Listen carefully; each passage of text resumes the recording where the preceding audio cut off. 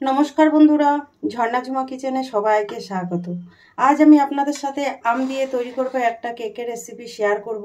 খুব সিম্পলভাবে আপনারা এই রেসিপিটা তৈরি করে নিতে পারেন আর কম সময়ে এই রেসিপিটা তৈরি হয়ে যায়। দেখেন কত সুন্দর তৈরি হয়েছে, কেকটা দেখেই বুঝতে পাচ্ছেন।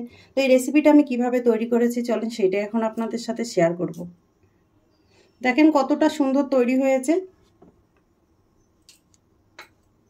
সেই জন্য দেখেন এখানে আমি একটা পাকা আম নিয়ে নিয়েছি আর এখন প্রচুর পরিমাণে আম পাওয়া যাচ্ছে বাজারে। তো এখন এই আমটা আমি কেটে নেব। দেখেন এখানে আমি একটা আম কেটে নিয়ে নিয়েছি আর এখন আমি নিয়ে নিয়েছি মিক্সির জার। আমটা আমি মিক্সির জারে দিয়ে দিলাম, পেস্ট করে নেব। আর দিয়ে দিলাম দেখেন 1 কাপ চিনি। এখন আমি এটাকে পেস্ট করে নেব। দেখেন আমি ভালোভাবে পেস্ট করে নিয়ে নিয়েছি। এখানে আমি একটা বাটি নিয়ে নিয়েছি। এখন বাটিতে আমি আমের মিশ্রণটা ঢেলে দিলাম। দেখেন একটা আম কতটা হয়ে গেছে। দিয়ে দিলাম 1/3 কাপ তেল। এখানে তেলের জায়গায় কিন্তু আপনারা বাটারটাও দিতে পারেন। আমের সাথে এখন তেলটুকু ভালোভাবে মিশিয়ে নেব।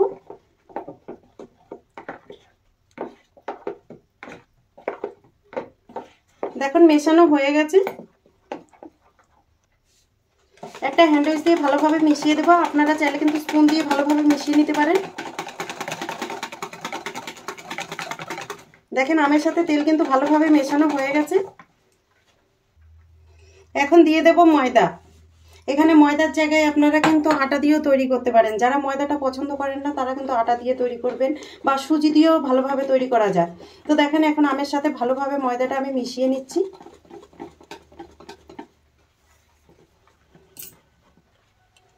দিয়ে দিলাম 1/3 কাপ গুঁড়ো দুধ বা আমুল দুধ।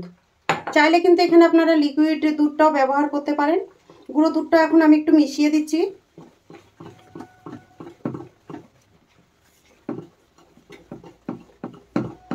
আমি কিন্তু ডিম ছাড়া তৈরি করছি। আপনারা যারা ডিম পছন্দ করেন তারা কিন্তু ডিম দিতে পারেন, আবার না দিলেও কিন্তু অসুবিধা নেই।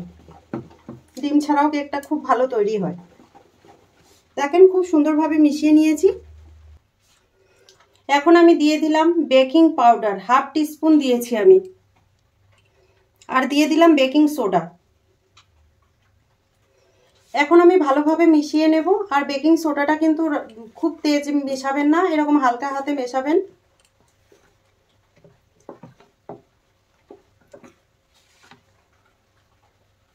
খুব সামান্য আমি একটু নুন দিয়ে দিলাম। নুনটা থেকে কিন্তু না দিলেও চলে, আমি টেস্টের ব্যালেন্স ঠিক রাখার জন্য একটু নুন দিলাম। দিয়ে এখন ভালোভাবে মিশিয়ে দেব। দেখেন কেকের জন্য ব্যাটারটা একদম পারফেক্টভাবে রেডি হয়ে গেছে। কেকের ব্যাটারটা আমি সাইডে রেখে দেব। এখানে দেখেন আমি এইরকম একটা বাটি নিয়ে নিয়েছি। আপনাদের কাছে যদি কেক বানানোর কেক টিন থাকে সেটা দিয়েও তৈরি করতে পারেন। আমি এই বাটিটাতে তৈরি করব। এর মধ্যে একটুখানি দেখেন তেল দিয়ে দিলাম। তেলটা পুরো বাটিতে আমি ছড়িয়ে দেব ব্রাশ দিয়ে। আপনারা হাত দিয়েও করতে পারেন এই কাজটা। দেখেন এইভাবে ছড়িয়ে দিতে হবে ভালোভাবে পুরো বাটিতে। দেখেন ভালোভাবে আমি তেল লাগিয়ে নিয়েছি। এখন দিয়ে দেবো এর মধ্যে কিছুটা শুকনো ময়দাটাকে এইভাবে আমি ছড়িয়ে দেব বাটিতে। দেখেন ঠিক এইভাবে ছড়িয়ে নিতে হবে। দেখেন এইভাবে পুরো বাটিতে কিন্তু ময়দাটা ছড়িয়ে দিলে কেকটা কিন্তু খুব তাড়াতাড়ি উঠে চলে আসবে। আর আপনারা চাইলে কিন্তু বাটার পেপার দিয়েও নিতে পারেন। এখন এক্সট্রা যে ময়দা আছে এটা আমি রেখে দেব। দেখেন পুরো ভালোভাবে আমি তৈরি করে নিয়েছি। এখন এই কেকের ব্যাটারটা আমি এর মধ্যে ঢেলে দেব। ব্যাটারটা ঠিক ঘনত্ব এইরকম হতে হবে, লাইন করে যেন পড়ে।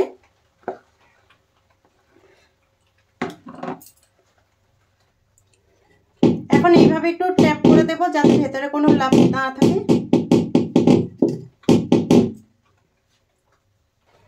দেখেন এইখানে কিন্তু আমি আগে থেকে ফ্রিট করে নিয়েছি, নুন গরম করে নিয়ে নিয়েছি। দেখেন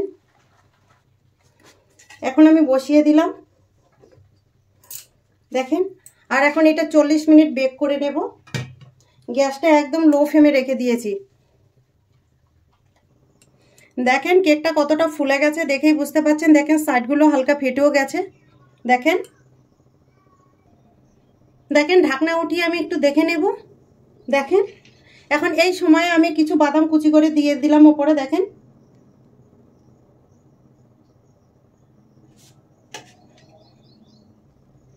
আবার ঢেকে দেব 2 মিনিটের জন্য। দেখেন আমি এখন ঢাকনা উঠিয়ে দেখে নেব। দেখেন এখানে আমি একটা টুথপিন নিয়েছি, টুথপিনটা আমি দেখেন গেঁথে দেখে নিচ্ছি।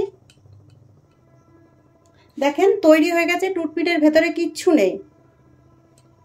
এখন নামিয়ে নেব আমি। দেখেন কেকটা কিন্তু পারফেক্ট ভাবে তৈরি হয়েছে। আর এটা এখন ঠান্ডা হয়ে গেলে তারপরে আমি উঠিয়ে নেব। গরম গরম উঠাতে যাবে না, তাহলে কিন্তু ভেঙে যাবে কেকটা। সাইড থেকে এইরকম একটা চাকু দিয়ে আমি এরকম ছাড়িয়ে দেব।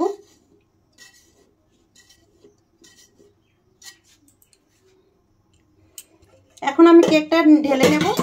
দেখেন এরকম প্লেট নিয়ে এইভাবে পাল্টে দিয়েছি, এইভাবে একটু ট্যাপ করতে হবে।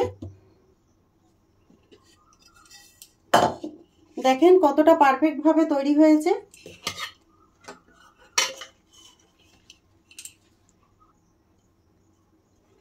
এখন আমি দেখেন প্লেটে নিয়ে নিচ্ছি। দেখতেই পাচ্ছেন কতটা সুন্দর তৈরি হয়েছে আর কতটা স্পঞ্জি হয়েছে। দেখতেই পাচ্ছেন কতটা মোটা লেয়ার হয়েছে। তো এই রেসিপিটা যদি আপনাদের ভালো লাগে তাহলে আমার চ্যানেলটাকে সাবস্ক্রাইব করবেন, লাইক করবেন, কমেন্ট করবেন আর অবশ্যই শেয়ার করবেন।